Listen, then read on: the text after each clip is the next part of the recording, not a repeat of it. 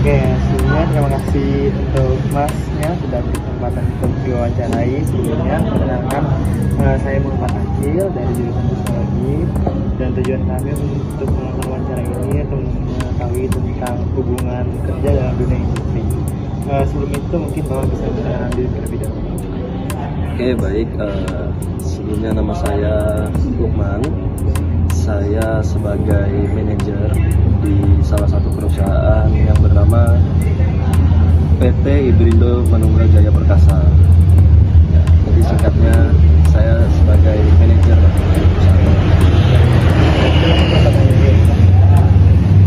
Oke, kita langsung ke pertanyaannya ya Mas.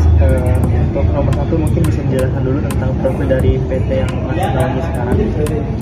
Jadi PT yang saya naungi sekarang itu kan kami bergerak di bidang jasa travel.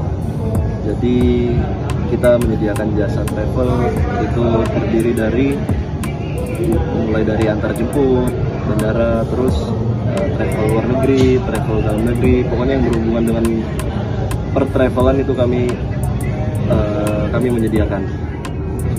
Terus juga selain travel juga kami tiketing juga iya, ngurus visa juga iya. Banyak hal lah yang berhubungan dengan industri penerbangan ataupun industri pertravelan kita include semua. Untuk nomor dua mungkin dijelaskan dulu struktur dari pengelola dari industri.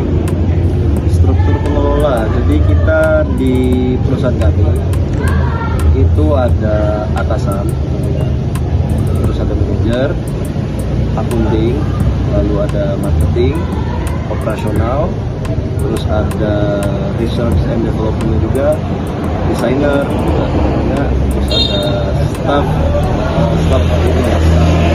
biasa, maksudnya yang bekerja di kantor kami sebagai penerima tamu, terus juga yang menawarkan jasa kita di kantor itu juga ada, terus juga kita ada staff online juga, jadi kita ada admin, terus kita juga punya live streamer buat menawarkan jasa-jasa kami.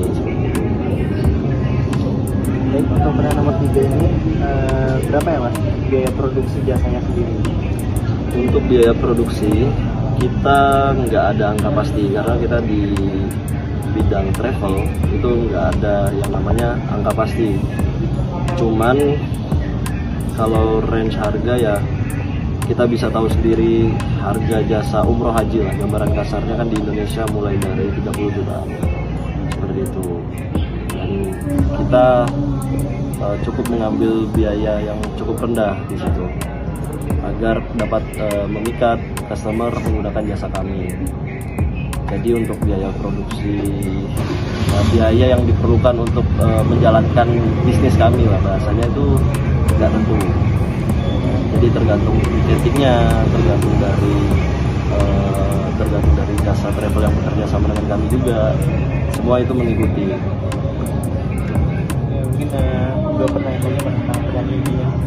Untuk soal hubungan kerja nih Mas dalam industri, hubungan karyawan antar karyawan itu seperti apa?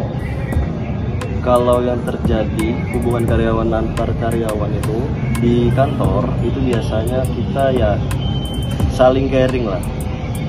Sharing juga iya, caring, terus juga kita nggak pernah nutup diri kalau misalnya ada masalah di luar dari kantor pun kita sharing. Soalnya apa yang ada masalah dari luar itu kalau dibawa ke kantor itu yang kita takutin adalah berpengaruh dengan kinerja karyawan. Jadi alangkah baiknya kalau dari kami sebagai karyawan dan sesama karyawan ya sharing itu gunanya. Kalau kami nggak ada batasan sih, walaupun misalnya saya sebagai manajer terus ada rekan kerja saya yang sebagai karyawan biasa, itu kita kalau sesama karyawan nggak pernah mandang itu. Jadi kita saling membantu, pun misalnya saya butuh bantuan dia membantu saya, teman-teman bisa bantu saya, teman-teman saya butuh bantuan saya bisa bantu. Ya, untuk hubungan karyawan antar manajer atau atas itu seperti apa? Kalau dengan atasan sendiri sebenarnya baiknya banget, soalnya gini, kita nggak ada nggak ada pembatas antara karyawan dengan atasan. Kita nggak ada yang membatasi, apalagi cuman sekedar gelar bahwa beliau ini adalah atasan kita. Oke Mas, untuk soal SOP dalam PT yang Mas tangani sekarang ini seperti apa SOP? Jadi kalau sistem SOP kita punya yang namanya, kita buat sendiri itu yang namanya SOP. Jadi masing-masing karyawan itu diberikan hak untuk membuat SOP-nya sendiri. Saya sebagai manajer, saya punya SOP saya sendiri yang saya buat sendiri atas persetujuan atasan saya. Jadi semisal saya buat SOP saya sendiri, saya nggak boleh ini, saya harus ini, dan lain-lain. Dan itu atas dasar kemauan saya, dan saya nggak boleh melanggar, dan itu atas persetujuan atasan. Semua karyawan diberikan hak yang sama. Jadi nggak ada SOP yang benar-benar ditentukan dari atasannya, paling sekedar absen, pulang juga ada jamnya, istirahat juga ada jamnya, palingnya SOP standar lah yang ada di perusahaan-perusahaan lain.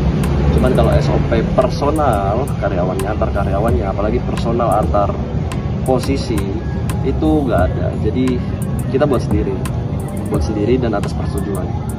Udah seperti itu.